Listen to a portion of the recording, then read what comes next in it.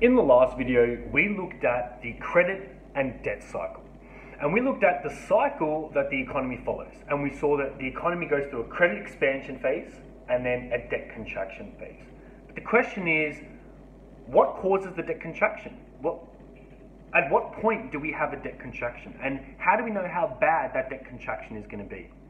So the cause of the crisis, the root cause, is we have a lot of debt and not a lot of income to service that debt. So that we have large debt to income ratios. Our debt relative to our income is very large.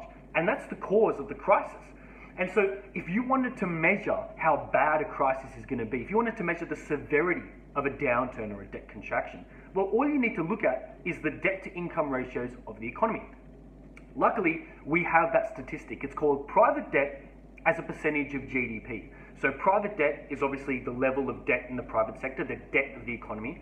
And then GDP is the value of all the goods and services produced. So it's essentially how much income can the economy get for everything it produces? All the stuff it produces, how much income can it get? So it's the income of the private sector. It's the income of the economy.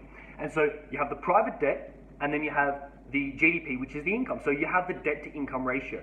And it's the private debt as a percentage of GDP. And so the bigger the number, the bigger the ratio, the bigger the private debt to GDP, the more in debt you are, the larger your debt to income ratio is, and the worse the crisis is going to be. It's going to be more severe, right? Because the problem is we've got this much debt and this little income. So the debt contraction is we have to close this gap. We have to pay off some of this debt or raise our incomes, right? We have to close this gap. So if you have country A that has debt here, income here, well, the crisis isn't going to be that bad, right? Because they've only got to close that distance. It's not a huge distance. But if you've got a country that has debt up here and then income down here, well, that's a big gap to close. That's a lot of debt that you have to pay off. Those debt to income ratios are so large. There's so much debt that you need to pay back. And so the crisis is going to be a lot more severe because there's a lot more debt to pay back. Because as we talked about in the last video, that's the crisis, right? We've got a lot of debt and not a lot of income. And the debt contraction or the downturn is just us paying back that debt.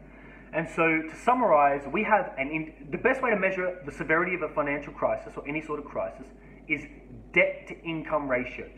And in practice, the indicator you would use in the real world is private debt as a percentage of GDP. That is how you measure the severity of a financial crisis.